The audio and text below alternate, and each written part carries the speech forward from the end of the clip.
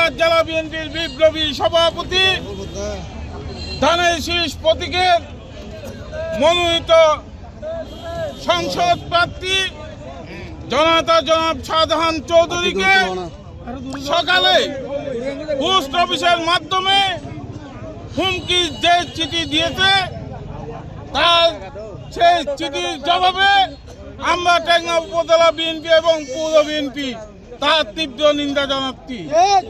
সাথে সাথে প্রশাসনকে বলে দিতে চাই, শাহজাহান চৌধুরী এই জনপদের অবিসংবাদিত জননেতা।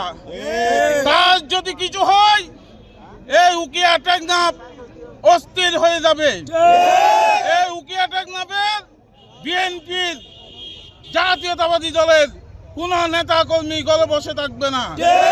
সেজন্য আমি আহ্বান রাখবো, যারা ৭১ এবং ২৪-এর পরাজিত শক্তি যে ষড়যন্ত্রে লিপ্ত হয়েছে তাদেরকে অবিলম্বে আইনের আওতায় আনার জন্য আমি দাবি জানাচ্ছি।